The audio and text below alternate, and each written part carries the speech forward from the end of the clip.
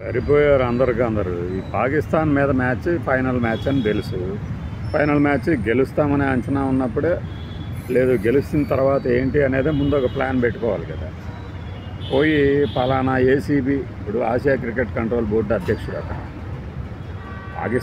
Pakistan official అయితే మనకెందుకు, అతని చేతుల మీదుగా తీసుకోమని చెప్పేసి వీళ్ళు చెప్పడం, ఆ తర్వాత ఆ ట్రోఫీ తీసుకొని వాళ్ళు అతగాడు పరారవటం.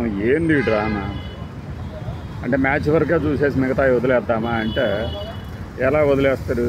వీళ్ళు ఏం చేయదలిచారు? అసలు ఆ దేశంతోనే ఆడకూడదు కదా. అట్లాంటప్పుడు మేము వాళ్ళతో టచ్ చేయము, వాళ్ళు వేసే బాల్ని మాత్రం కొడతాము, వాళ్ళు వేసే బాల్ని మాత్రం, వాళ్ళు కొట్టే బాల్ని మాత్రం ఆపుతాము అంటే అది మాత్రం ఎలా కుదురుతుంది? ఆడకండి అసలు. పాకిస్తాన్తో మ్యాచ్లు ఆడమాకండి.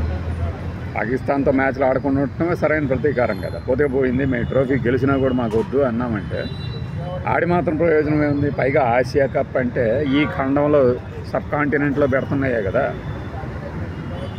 ఇది తెలిసి కూడా అంటే ఏంటి, మనం ఏమన్నా పాలిటిక్స్లో ఏమన్నా ఉన్నామా?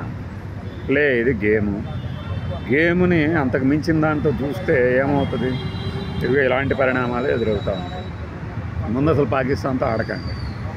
ఆడిన తర్వాత ట్రోఫీ పలానా వాడిస్తున్నాడని తీసుకోకపోతే ఏం జరుగుతుంది అంటే మరి మనం ఆడటం ఎందుకు? అట్లాంటప్పుడు పాకిస్తాన్తో ఆడాల్సిన అవసరం ఏంటి? పాకిస్తాన్ మనకు శత్రువు దేశం కదా, ఆడకండి. ఆర్మీ చూసుకుంటుంది.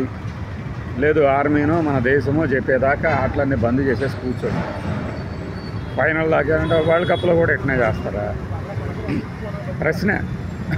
అతగాడేమో ట్రోఫీని మెడల్స్ని తీసుకొని పరారట. ఏంటది? పిల్లల ఆటలాగా ఉంది తప్పితే ఇంకేమన్నా ఉందా? బాయ్.